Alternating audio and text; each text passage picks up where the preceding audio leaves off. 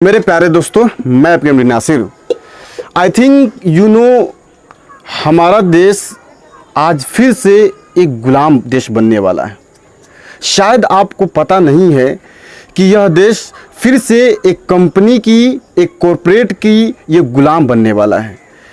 मोटी मोटी बात आई थिंक आप जानते हैं कि किस तरह से इस देश को मोदी सरकार बेचने पे तुली हुई है।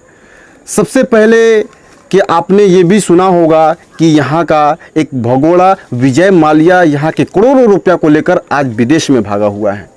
उसके अलावा एक नीरव मोदी है, वो भी इस देश का करोड़ों रुपया वो लेकर विदेशों में भागा हुआ है। मोहन चौकसी है जो करोड़ों रुपया लेकर इस देश का वह विदेशों में भागा हुआ है। केवल ये भगोड़े बिजनेसमैन लोग ही नहीं इस देश को बर्बाद कर रहे हैं, बल्कि आज की डेट में यहाँ की मौजूदा सरकार इस देश को बर्बाद करने पर तुली हुई है। आज मैं यही बात आपको बताने वाला हूँ। इस देश की सरकार, मौजूदा सरकार, मोदी सरकार ने यहाँ के क्या क्या चीज़ों को बेच दिया। सबसे पहले मैं बताना चाहूँगा, उसने BPCL को बेच दिया, उसने LIC को बेच डाली, उसने रेलवे को बेच डाला, उसने यहाँ के बैंकों को बेच डाला। यहाँ पे अब कुछ ही कह लीजिए कि केवल 50% ही ऐसी संपत्ति है जो बची हुई है, वरना देश की 50+ संपत्ति को यह मोदी सरकार बेच डाली है।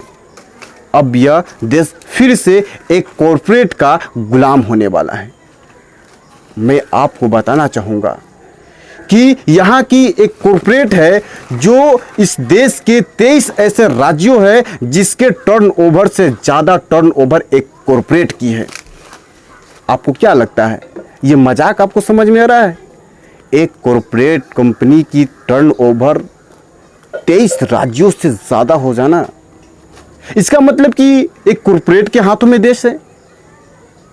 मैं आपको बताना चाहूंगा कि एक कॉरपोरेट जिसका टर्नओवर 13.1 लाख करोड़ है, जबकि केवल 5 ही ऐसे राज्य है जिसका टर्नओवर इस कॉरपोरेट से ज़्यादा है, वरना 23 ऐसे राज्य है जिसका टर्नओवर इस कॉरपोरेट कंपनी से कम है।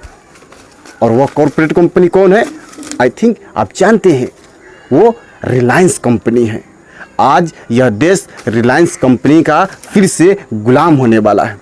हालांकि रिलायंस कंपनी इसी देश का है, लेकिन आज अपने ही देश के एक कॉरपोरेट के हाथों हमारा देश फिर से गुलाम होने जा रहा है।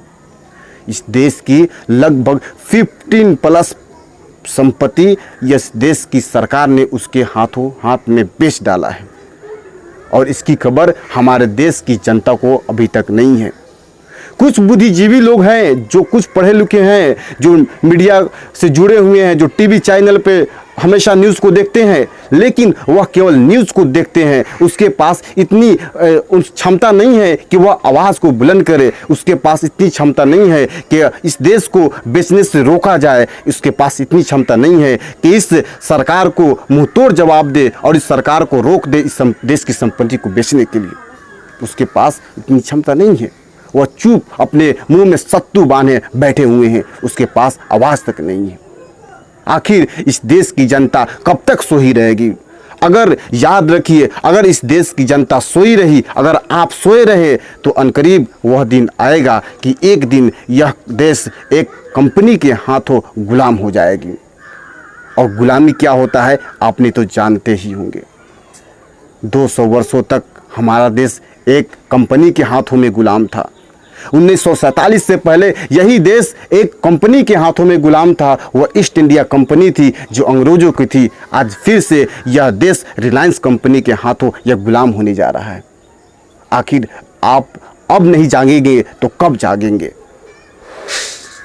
मैं मोदी सरकार से पूछना चाहता हूँ, क्या आपने जब चुनाव लड़ा था तो क्या आपने मैनिफेस्टो में ये बात लिखी थी कि मैं जब देश के में आऊँगा, सत्ता में जब आऊँगा, तो मैं देश की संपत्ति को बेच डालूंगा?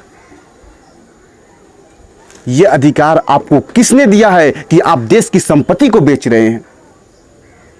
और ये कहते हुए बेचते हैं कि इसको बेचे बगैर देश चलेगी ही नहीं।